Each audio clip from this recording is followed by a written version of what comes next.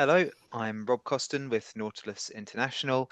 I'm here today with one of our strategic organisers for the yacht sector, Laura Molineux, to talk about her recent trip to the Palma International Boat Show and what her experiences there mean for crew. So, Laura, thank you very much for joining me. Thank you, Rob. Thank you. So first of all, why does Nautilus go to Palma? Is it to meet crew? Is it to talk to the industry? Yeah, why do we go? We go there because it's a great opportunity to meet crew, actually. Palma is a relatively intimate show in comparison to, say, Monaco, for example. It's quite easy to navigate. It feels more laid back than some of the other shows. So just dock walking in itself is pleasant because you can sort of wave to crew, they can come over, they can have a chat. It also has some very good fringe events taking place, and it's well attended by some of industry stakeholders like crewing agencies and training providers.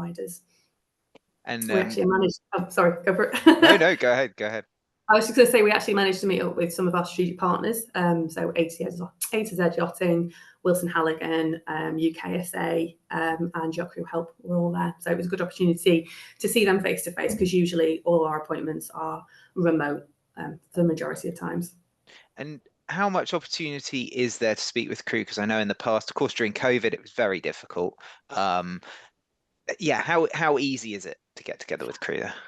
It's never 100% easy because obviously they've got a job to do. They're on the vessels. There's people going on, being shown around, so they are busy. But this year, A Crew, they have a lounge that they do every year actually, and there was a catalogue of events that were going on throughout the whole thing. So there was seminars and panels and discussions. So you would find crew migrating along and going to certain bits of that. So that was a good opportunity to chat to people while they were there. There was actually quite a lot of green crew and new crew this year, which we haven't really noticed before. They were there to make connections, just sort of, get to grips with what the industry is all about. And I've not seen that at previous shows. I think it goes to show that obviously since COVID restrictions, it's been a little bit more open and easier for people to get around and get chatting. So that was really good. Actually, I think we're here to talk about it, but one of the others had, after it, quite a few people actually came over and spoke to us, so they were seeking us out this year. So that was lovely. We didn't have to do all the legwork. Yeah, that's nice to hear. And when you're having those conversations with crew, what kind of things are you talking about? Are they members bringing you issues to deal with? Are they people just curious about the union? It was a lot of so our existing members usually came up to say, you helped me with this particular case, and it was, some of them were there actually talking about we have what's called ticket protection, for example. And someone we were talking to was talking about how the union several years ago would help them with their ticket after a maritime incident, which was the difference between them having a career and not having a career. So that was lovely. And then there was other people there who've been, we've had issues with unpaid wages, bullying, grievance complaints. So they were all saying, you've helped me with this. And some of it was before our time. So me and Cheryl are the current strategic organisers in the yacht department, but obviously it's been running for many years. So there's been people prior to us in their tenure who were assisting members, and they were coming up asking if they were still with us, which they are, but they're just in other areas. So it was lovely. Yeah. When it comes to new issues, no one brought anything too concerning to our attention whilst we were there. But there was a lot of, like I say, green crew and new people who were saying, is it worth signing up now? And we were saying, absolutely, yes, it is, of course. Yeah, that's interesting. And we're going to get onto it, but you went to the Estella seminar there, one of their breakfast seminars, We did, yes. which was all about recruitment and retention and bringing new people into the yacht sector. So Yeah.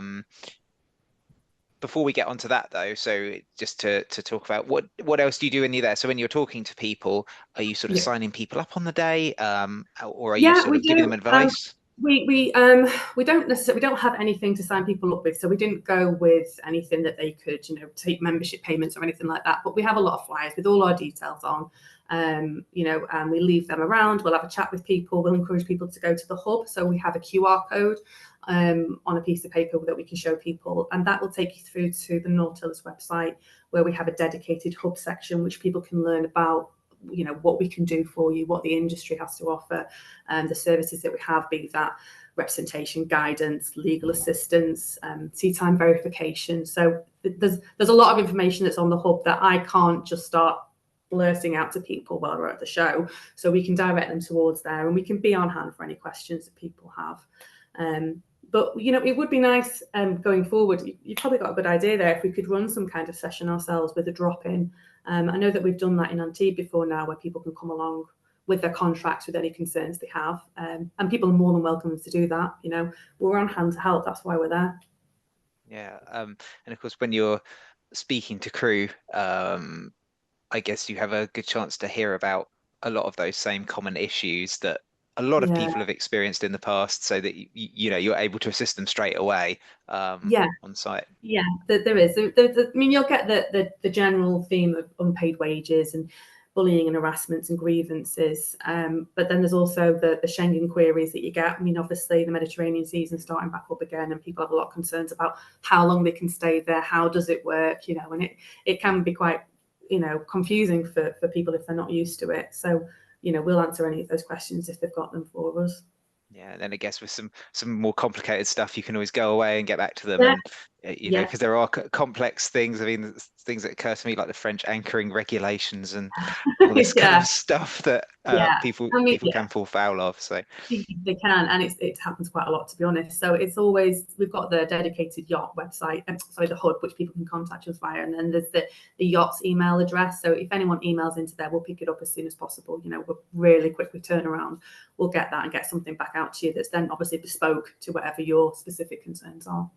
So you mentioned as well that you talk to some of our partners, which are businesses in the sector that we talk to regularly, and I guess you meet other businesses in the sector.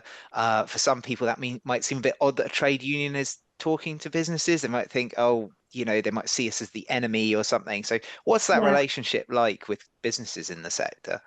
So what we refer to them as is strategic partners. So they're organisations that we choose to partner with, and they're all listed on the Yacht Hub because they share the same vision of success for the yachting professions as we do. They're organisations that focus on maintaining high standards of employment and welfare in the industry. There's a common goal in making sure that people are developed, they're trained, they're supported. So that's who we tend to work with. We work with organisations that we feel mirror our how we want to look after crew, and they do too. So if anyone had concerns, or if they felt that there was a conflict of interest, they need to reach out to us and let us know what those are, because if we find that there's something that's not quite right, we can talk to them, we can do something about it, we can see if we can get that sorted out for them. But yes, our strategic partners are carefully picked, and they're professional organisations. One, for example, we work quite closely with is Yacht Crew Help. So I imagine that quite a lot of people who are watching this have had dealings with Yacht Crew Help, or have at least heard about them. So Georgia attended from Yacht Crew Help, which is run by Iswan this year. And she actually did a presentation in the A Crew Lounge, which was all about it was about crew understanding their boundaries, be that professional or personal, and understanding what your boundaries are, I think, is really important, because it arms you with spotting those red flags early, knowing when to react, when not to react, who you can approach. So it's really good. We work with people like that who are basically there to support crew and make sure that this industry thrives. Yeah, and I think I get the sense there are people in the industry now who understand that things have been quite, I wouldn't say Wild West, but things have been quite very unregulated, that the industry maybe needs to professionalize a little bit more, and who are sort of keen to talk to us about that, and see how we can properly support crew when they need help. So on that sort of topic, you got invited to speak at this Estella breakfast seminar. So is hosting things like that, is that a sign that the industry recognizes that there are some issues? I'm going to say 100%. I was told after the event that it was their most well attended to date. So I think that speaks volumes. The room was packed, and we were having people stand outside at the rear of it. So there was people there from recruitment and placement providers. There was also several members. There was potential people entering the industry. It was really well attended. In fact, I encourage anybody who's going to watch the highlights to actually go back and look at the the show itself in full, which I think is available on the Estella website or their Yeah, we'll YouTube drop the page. link into this so that people Oh, can watch yeah, the full video and hear that yeah, Q&A that you had there. that would be good. It was really engaging, and I think that the people who were there realised that there is a problem. And I mean, even as the panel kicks off, I think one of the first questions was, how do we go about attracting professionals to our industry? And I think my response was something along the lines of, well, how do we actually retain them? It's not about attracting people. The industry is full of people who are dock walking, looking for positions. It's not about, making people look at this lifestyle and wanting to be a part of it. I don't think that's the issue. I think the problem is once you're there, why are you not staying? Is it a problem with that they're not being developed? They're not being trained. They're not being treated fairly. They're not being rewarded. There's a lot of questions. And during the discussion, we all agreed that, investing in crew is the key. That's the key. Be that, training, increased welfare, comprehensive and competitive packages. All these will boost efficiency. They'll boost job satisfaction, professional growth. It develops talent. You can't just invite talent, you've got to develop it, you've got to foster that. And I think that will lead to success of the crew members and the yacht. Yeah, and as a union, obviously it means our members are being treated better. They're having less problems, and that's what we're all about. So, Yeah, um, absolutely. Yeah. yeah. So if I had to put you on the spot and say what are the biggest issues that the industry needs to deal with, that our members are reporting to us, what would you say are those key I things? mean, day in, day out, we deal with unpaid wages. We're talking about either that being the final salary payment when someone leaves a yacht, either it not being paid at all, or there's a dispute over the value of it. But then also when you're in ongoing employment, it's delays, it's the withheld salaries, and it's through no fault of the seafarer themselves. It's because the employer hasn't received the funds from the UBO, which is the ultimate beneficial owner. Well, why is that being cascaded down to be at the fault of the seafarer? That's a private agreement between the employer and the owner that should have no bearing on whether or not the employer then pays their crew member. The employer needs to have something in place, insurances or a bank of money that the owner's given them in advance to mitigate that, because ultimately seafarers have bills to pay, and they're doing a job, they're away from home for long periods of time, they deserve to be paid in full and on time. That's the major thing we deal with it. Yeah, and of course, I get the impression, because there are a lot of sort of charities and other enterprises being set up around this, that issues like bullying and harassment are also a big one Yeah, when you have people living in close quarters together for yeah. a long time. When you are living and working in the same place, there's no escape, is there? You can't just close the door at the end of the day and then you're free to forget about it. You're in such close quarters that you're seeing this person every day, and it might be you've got a problem with a line manager, it might be a colleague, it might be your employer. All these can build up to be the confessor, to the point where you then feel like it's untenable and that you have to leave. So it's about putting in place the support that crew members know that they can go to you with these complaints and grievances, and that you will take them seriously and that you will investigate them. Because the problem with yachting and maritime in general is that a lot of contracts will have that clause that it says either party can terminate it without reason as long as you paid your notice. So if there's a problem that develops on board, what we're finding is that crew are just let go. So usually it'll be if there's two, say it's an officer and a crew member, it's probably more likely it's going to be the crew member, the deck or the interior staff that let go, rather than the officers, because the employer might think it's easier to replace them. But you're not actually dealing with the problem, are you? You're not actually getting to the root cause, and this is just going to keep on happening, and people are going to keep on going, and the high turnover of staff is just never being addressed. So it's about having complaints and grievances processes there and actually following them and making sure that we can get to a position where people can carry on working together professionally and have these resolved.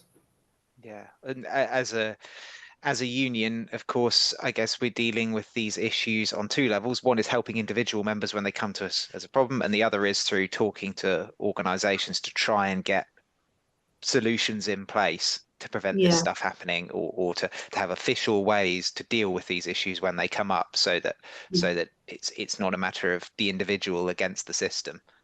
Yeah, that's right. That's right. We actually have there's working groups. There's quite a few working groups ongoing at the moment. I know that myself and Cheryl sit on the Yacht Crew Help Steering Committee. Martin, who works here as our industrial head of industrial, he's on a changing tack working group that's working with industry stakeholders. There's a lot of work going into having fundamental changes and having this regulated, whether that be through STCW, MLC. You know, there's a lot of instruments out there that we can utilise to make sure that things are done professionally and are adhered to. And it's a long road, but we're all working towards a common goal. So with all of that said, if people want to get in touch with you, have you got any events coming up you're going to, or what's the best way to get in touch with the yacht team? Well, yeah, so always email us to the yachts@nautilusint.org email address. Myself and Cheryl monitor that. Outside of office hours, we have the 24/7 help desk. That's available, I think, through live chats, telephone, email. There's probably a few other ways you might be able to tell me. And then they will come to us. If it's an emergency, you know, it'll always come through to us. And then we're hoping to attend some more yacht shows this year, probably September time. Be that I think there's Cannes, I think there's Monaco, so we're looking at attending them if we can do. But you know, outside of that, if there's other events going on, such as this type of seminar, we'll always be willing to take part in them. So if you hear of something that you think Nautilus should be present at, let us know, and we'll see what we can do. Great. And I guess it's probably a good time to stress the importance of membership because, of course, we try and assist everyone when we can, but to get full assistance, you have to be a member before an incident has taken place, don't you? Yes, you do. I'm going to give you the analogy we always do, is that think of union membership like you would a insurance policy. So if you crash a car, you can't claim on a policy that you didn't take out. Like a union membership, if you come to us after a dispute has happened, we'll always give you advice and support, but you might not necessarily be eligible for the full services such as legal representation that you might ultimately end up needing. Great. Well, I think that's a good reason to sign up. And if anyone's curious, yeah, we will keep people posted about where you're going to be and which shows you might be attending later in the year as well. So if you can come along or get in touch with us, as we said, with any questions or queries you've got. All right. Well, thank you very much, Laura. Thanks for talking to us about the show. Yeah, take care, everybody. See you soon. Thank you.